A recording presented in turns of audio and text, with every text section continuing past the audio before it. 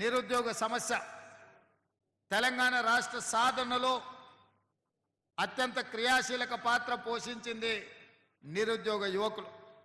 మరి ఇవాళ ప్రతి సంవత్సరం ఒక ఇంజనీరింగ్లోనే 1,00,000 మంది విద్యార్థులు బయటకు వస్తున్నారు, పట్టా తీసుకొని బయటకు వస్తున్నారు. కానీ వారికి నైపుణ్యత లేకపోవడం వల్ల నిరుద్యోగ యువకులుగా ఈరోజు వాళ్ళు కాలం వెల్లదీస్తున్నారు. పేదవాళ్ళు తల్లిదండ్రులు గ్రామాలలో కష్టపడి సంపాదించిన సొమ్ముతో కూడబెట్టిన రూపాయితో పిల్లల్ని హైదరాబాద్ నగరంలో అశోక్ నగర్ చౌరస్తాల్లో, అమీర్పేట్ చౌరస్తాల్లో, దిల్సుఖ్ నగర్ చౌరస్తాల్లో కోచింగ్ సెంటర్లలో చదివించినా వాళ్ళు నైపుణ్యము లేకపోవడం వల్ల ఉద్యోగ అవకాశాలు రావడం లేదు. ఇవాళ తెలంగాణ ఉద్యమ స్ఫూర్తితోటి తెలంగాణ రాష్ట్రంలో పట్టాలు పొందిన పట్టభద్రులు కాదు, నైపుణ్యం పొందిన శిక్షణ కలిగిన ఈరోజు సుశిక్షితులైన స్కిల్ డెవలప్మెంట్ యూనివర్సిటీలో ఉజ్వల భవిష్యత్తు కోసం విద్యార్థులను తీర్చిదిద్దాలన్న ఆలోచన ఈ ప్రభుత్వం చేసింది.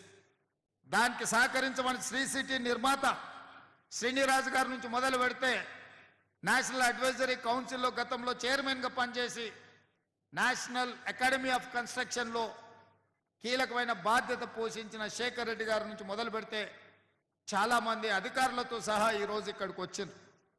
ఎందుకంటే ఒక లక్ష్యంతో ఇవాళ ఇక్కడ ప్రారంభోత్సవం చేసుకున్నది పిల్లల చదువుల కోసం పాఠశాల, అదేవిధంగా ఒక అడ్వాన్స్ టెక్నాలజీ సెంటర్ని, అదేవిధంగా ఒక కమ్యూనిటీ హాలు 2 ఎకరాల మీకు ప్రాథమిక వైద్యాన్ని అందించడానికి ప్రభుత్వ వైద్యశాల 1 ఎకరంలో ఇవాళ కొన్ని కోట్ల రూపాయలతోని ఈడ పనులను ప్రారంభించుకున్నాం. పక్కనే యంగ్ ఇండియా స్కిల్ యూనివర్సిటీకి దాదాపుగా 57 ఎకరాలతోని దాదాపుగా 150 కోట్ల రూపాయలతోని ఇవాళ శిక్షణ ఇవ్వడానికి నిరుద్యోగ యువకులకు ఇవాళ పనులను ప్రారంభించుకున్నాం. నేను ఈ వేదిక మీద నుంచి తెలంగాణ నిరుద్యోగ యువకులకు మాట చెప్పదలుచుకున్నా. ఒకనాటి అవసరాలను బట్టి, ఆనాటి పరిస్థితులను బట్టి పండిత్ జవహర్లాల్ నెహ్రూ గారు విద్యా సంస్థల్ని వారి మొదటి ప్రాధాన్యత కింద ఎడ్యుకేషన్ అండ్ ఇరిగేషన్ అంటే యూనివర్సిటీల ఎస్టాబ్లిష్మెంట్తో పాటు ఇరిగేషన్ ప్రాజెక్టులు బాక్రానంగల్ నుంచి మొదలు పెడితే మన పక్కనే ఉన్న నాగార్జున సాగర్ వరకు రైతుల అభ్యున్నతి కోసం పండిత్ జవహర్లాల్ నెహ్రూ గారు నిర్ణయాలు చేయబట్టే ఈరోజు ఈ దేశంలో యూనివర్సిటీలు వచ్చినాయి. చాలామంది పేదల పిల్లలు పీజీలు పిహెచ్డీలు చేసారు.